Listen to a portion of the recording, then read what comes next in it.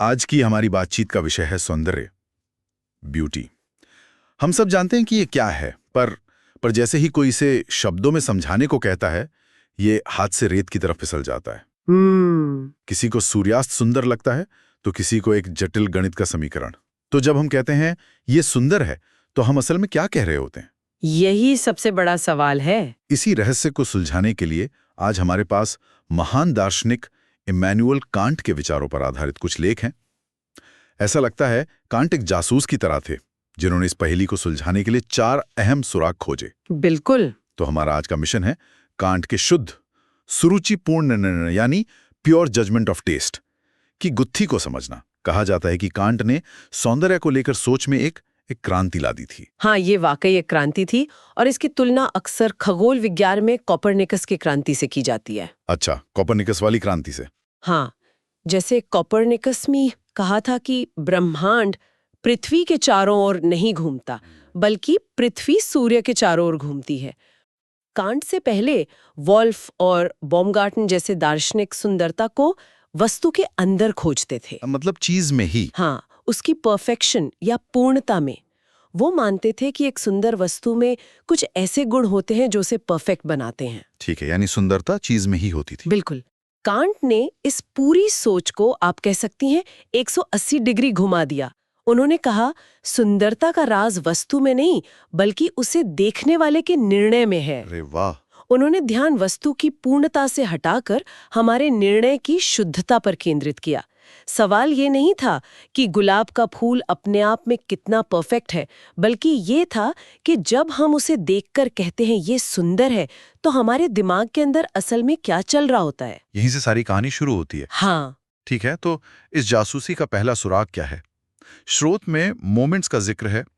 पहला मोमेंट है निस्वार्थता या डिसइंटरेस्टेडनेस। सुनने में थोड़ा भारी शब्द है, इसका मतलब क्या है? इसका सीधा सा मतलब है कि सौंदर्य से मिलने वाला जो आनंद है, वो किसी भी व्यक्तिगत हित या इच्छा से जुड़ा नहीं होता। व्यक्तिगत हित जैसे जब हम किसी चीज को सच में सुंदर पाते हैं, तो हम उसे पाना नहीं चाहते, उसका इस्तेमाल नहीं करना चाहते या उससे कोई फायदा नहीं उठाना चाहते। हम बस उसके होने की सराहना करते हैं। स्रोत में अरस्तु की दोस्ती वाली मिसाल दी गई है, जो उसे बहुत अच्छे से समझाती है। दोस्ती वाली मिसाल, वो कैसे? देखिए, अरस्तु ने कहा था कि दोस्ती 3 तरह की होती है। एक जो फायदे के लिए हो, जैसे किसी से दोस्ती करना क्योंकि वो आपको नोट्स दे सकता है। बिल्कुल। दूसरी जो मजे के लिए हो, क्योंकि उसके साथ घूमना फिरना अच्छा लगता है। और तीसरी होती है सच्ची दोस्ती, जहां आप दोस्त को सिर्फ इसलिए प्यार करते हैं क्योंकि वो जैसा है वैसा है, आप उससे कुछ चाहते नहीं हैं। सौंदर्य से मिलने वाला आनंद इसी तीसरी तरह की दोस्ती जैसा है। पूरी तरह से हित रहित। हाँ, पूरी तरह से। वाह, ये तो बहुत गहरा कनेक्शन है। यानी एक सुंदर पेंटिंग को देखना उस सच्चे दोस्त के साथ बैठने जैसा है, जिससे आपको कुछ नहीं चाहिए, बस उसका साथ ही काफी है। बिल्कुल। स्रोत में सुकरात का भी एक उदाहरण है ना? हाँ, और वो तो कमाल का उदाहरण है। एथेंस में एक नाटक चल रहा था, द क्लाउड्स, जिसमें सुकरात का बुरी तरह मजाक उड़ाया जा रहा था। अच्छा। और जब नाटक चल रहा था, तो सुकरात अपनी जगह पर खड़े हो गए ताकि हर कोई देख सके कि किसका मजाक उड़ाया जा रहा है। वो उस स्थिति से पूरी तरह अलग होकर शायद उसे एक कला के रूप में देख पा रहे थे। लेकिन एक मिनट, क्या ये सच में निस्वार्थ है या ये गर्व का एक रूप है? मतलब वो ये भी तो दिखा रहे थे कि देखो मुझे कोई फर्क नहीं पड़ता, जो अपने आप में एक तरह का स्वार्थ हो सकता है। ये एक बहुत अच्छा सवाल है, और हो सकता है सुकरात के मामले में दोनों बातें थीं। लेकिन कांट के नजरिए से देखें तो ये उस मानसिक अलगाव का एक आदर्श उदाहरण है, जिसे वो चिंतनशील आनंद या कंटेम्पलेटिव प्लेजर कहते हैं। चिंतनशील आनंद? हाँ, ये एक ऐसी खुशी है जिसमें कोई बेचैनी नहीं है, कोई इच्छा नहीं है, बस एक शांत संतुष्टि है। वैसे ये विचार सिर्फ कांट का नहीं था। उनसे पहले हचसन और मोसेस मेंडलसॉन जैसे दार्शनिक भी इस शांत संतुष्टि की बात कर चुके थे। तो फिर कांट का असली योगदान क्या था, अगर ये विचार पहले से ही था? कांट की प्रतिभा इन अलग-अलग विचारों को एक तार्किक श्रृंखला में पिरोने की थी। उन्होंने दिखाया कि ये पहला सुराग यानी निस्वार्थता हमें सीधे दूसरे सुराग तक ले जाता है। अच्छा, तो अगर मेरा निर्णय मेरे व्यक्तिगत हितों और पसंद नापसंद से आज़ाद है, तो क्या इसका मतलब यह है कि ये हर किसी पर लागू होना चाहिए? क्या अगला सुराग इसी से जुड़ा है? बिल्कुल सही पकड़े हैं। दूसरा मोमेंट है सार्वभौमिकता। यूनिवर्सैलिटी। सार्वभौमिकता। कांट का तर्क बहुत सीधा है। अगर मेरा निर्णय सच में निस्वार्थ है, अगर मैंने अपनी सारी व्यक्तिगत पसंद नापसंद को हटा दिया है, तो मेरे पास ये मानने का हर कारण है कि कोई भी दूसरा तर्कसंगत इंसान उसी नतीजे पर पहुंचेगा। इसीलिए जब हम किसी चीज को सुंदर कहते हैं, तो हम ये नहीं कहते कि ये मुझे सुंदर लग रहा है, हम कहते हैं ये सुंदर है। जैसे हम सबके लिए बोल रहे हों। हाँ, एक सार्वभौमिक आवाज में। Universal voice. ये बहुत दिलचस्प है। तो सुखद और सुंदर में यही फर्क है।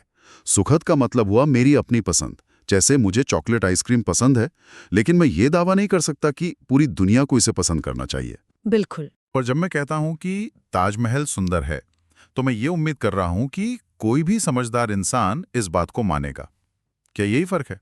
आपने बिल्कुल सही समझा। आइसक्रीम सुखद है, अग्रीएबल है, वो आपकी व्यक्तिगत पसंद है, लेकिन ताजमहल के लिए आप एक सार्वभौमिक सहमति की मांग करते हैं। लेकिन असलियत में तो ऐसा नहीं होता। कला को लेकर तो लोगों में सबसे ज्यादा असहमति होती है। कोई जैक्सन पोलोक की पेंटिंग को जीनियस कहता है, तो कोई कहता है ये तो मेरा बच्चा भी बना ले। कांट की ये सार्वभौमिक आवाज वाली थ्योरी इस पर कैसे लागू होती है? जब आर्ट गैलरी में बहस हो रही हो, तब कांट क्या कहेंगे? ये कांट की थ्योरी का सबसे बड़ा चैलेंज है, और यही हमें तीसरे और सबसे मुश्किल सुराग की ओर ले जाता है। अच्छा? कांट कहते हैं कि इस सार्वभौमिक आवाज का आधार हमारी व्यक्तिगत भावनाओं पर नहीं टिक सकता, क्योंकि वो तो सबकी अलग अलग होती हैं। सही बात। इसका आधार किसी ऐसी चीज पर होना चाहिए जो हम सब में एक जैसी हो, और वो चीज है हमारी सोचने समझने की क्षमता, यानी हमारा संज्ञान, कॉग्निशन। ठीक है, यहाँ पर मामला थोड़ा जटिल होने लगता है। स्रोत में कल्पना और समझ का मुक्त खेल, free play of imagination and understanding जैसी बातें हैं। चलिए इसे बिल्कुल आसान भाषा में तोड़ने की कोशिश करते हैं। जरूर। इसे ऐसे समझिए, हमारे दिमाग के दो मुख्य खिलाड़ी हैं। एक है समझ, अंडरस्टैंडिंग, जिसका काम है हर चीज पर लेबल लगाना, उसे किसी कैटेगरी में डालना। जैसे यह एक कुर्सी है, ये बैठने के काम आती है। बिल्कुल। यह एक पेड़ है, इससे ऑक्सीजन मिलती है। और दूसरा खिलाड़ी है कल्पना, इमेजिनेशन, जो आजाद है, वो छवियां बनाती है, चीजों को जोड़ती है बिना किसी नियम के। ठीक है, एक लेबल लगाने वाला और एक आजाद घूमने वाला। बिल्कुल। कांट कहते हैं कि जब हम कोई वैज्ञानिक तथ्य पढ़ते हैं या रोजमर्रा का काम करते हैं, तो कल्पना को समझ के नियमों के तहत काम करना पड़ता है। लेकिन जब हम किसी सुंदर वस्तु को देखते हैं, मान लीजिए एक फूल को, तो हमारी समझ उसे किसी खास कॉन्सेप्ट में नहीं बांध पाती। मतलब वो ये नहीं कहती कि इससे दवाई बनेगी या ये पूजा में काम आएगा। और हमारी कल्पना भी आजाद होकर उस फूल के आकार, उसके रंगों के साथ खेलती है। इस स्थिति में ये दोनों खिलाड़ी किसी नियम से बंधे बिना एक दूसरे के साथ एक तरह का डांस करने लगते हैं, एक सामंजस्यपूर्ण खेल। एक मिनट, ये तो कमाल की बात है। तो इसका मतलब है कि वो जो आनंद या खुशी हमें महसूस होती है, वो इस डांस की वजह से होती है। हाँ, हमें इस सामंजस्य का सीधा अनुभव नहीं होता, बल्कि हमें एक संवेदना महसूस होती है जिसे हम आनंद या खुशी के रूप में पहचानते हैं। अरे वाह, ये तो पूरी तरह से उल्टी बात है। मतलब हम आमतौर पर सोचते हैं कि मुझे ये फूल पसंद आया इसलिए ये सुंदर है। लेकिन कांट कह रहे हैं मेरे दिमाग की सोचने समझने की शक्तियों ने इस फूल में एक सामंजस्य खोजा, एक परफेक्ट डांस किया, और उस वजह से मुझे खुशी महसूस हो रही है। एग्जैक्टली। आनंद कारण नहीं बल्कि परिणाम है। यही कांट की क्रांति का केंद्र है। कोई चीज इसलिए सुंदर नहीं होती कि वो हमें आनंद देती है, बल्कि वो हमें इसलिए आनंद देती है क्योंकि हमारे सोचने समझने की क्षमताएं उस पर चिंतन करते हुए एक विशेष सामंजस्य पाती हैं। वस्तु का मूल्यांकन पहले होता है और आनंद की भावना उसके बाद आती है। ये तो सोचने का पूरा तरीका ही बदल देता है। लेकिन ये पूरी थ्योरी एक बहुत बड़ी धारणा पर टिकी हुई लगती है, ये कि हम सबके दिमाग में ये डांस एक ही तरह से होता है। अगर मेरा और आपका डांस अलग है, तो फिर सार्वभौमिकता की बात ही खत्म हो गई। क्या यही चौथा और आखिरी सुराग है? आपने बिल्कुल सही पकड़ा। ये पूरी इमारत एक नींव पर खड़ी है, और वही है चौथा मोमेंट, साझा बोध, या लैटिन में सेंसस कम्युनिस। रुको, ये साझा बोध या सेंसस कम्युनिस वाली बात थोड़ी अजीब लग रही है। क्या कांट ये कह रहे हैं कि हम सबके दिमाग में सुंदरता को पहचानने का कोई छिपा हुआ सॉफ्टवेयर है? नहीं, ऐसा नहीं। वाला कॉमन सेंस नहीं है। ये कोई ऐसी चीज नहीं है जिसे हम साबित कर सकते हैं। ये एक आदर्श मानक है, एन आइडियल नॉर्म। आदर्श मानक। हाँ, कांट कहते हैं कि जब हम कहते हैं ये सुंदर है, तो हम ये मानकर चल रहे होते हैं कि ऐसा कोई साझा आधार मौजूद है। हम ये मानकर चलते हैं कि अगर हम ज्ञान और विज्ञान जैसी चीजें एक दूसरे को समझा सकते हैं, जो हमारी इन्हीं संज्ञानात्मक क्षमताओं पर आधारित है, तो फिर सौंदर्य के अनुभव को साझा करने का भी कोई आधार होना ही चाहिए। बिल्कुल। तो ये एक तरह का विश्वास है। हम ये मानकर चलते हैं कि अगर कोई और मेरे पूर्वाग्रहों से मुक्त होकर देखेगा तो उसे भी वही सुंदरता दिखेगी जो मुझे दिख रही है। हाँ, ये एक तरह की मांग है जो हम दूसरों से करते हैं। हम ये दावा करते हैं कि हर किसी को ऐसा ही महसूस करना चाहिए। चीज सौंदर्य पर होने वाली बहस को मुझे ये पसंद है, तुम्हें वो पसंद है से ऊपर उठाकर एक सार्थक चर्चा बनाते हैं। ठीक है, तो अब हमारे पास चारों सुराग हैं: निस्वार्थता, सार्वभौमिकता, हमारी दिमागी क्षमताओं का मुक्त खेल और ये साझा बोध। स्रोत ये भी बताता है कि इस पूरी थ्योरी को देखने के कई नजरिए हो सकते हैं। अगर हमें इन चारों में से सबसे जरूरी को चुनना हो तो वो कौन सा होगा? ये इस बात पर निर्भर करता है कि हम पूछ क्या रहे हैं।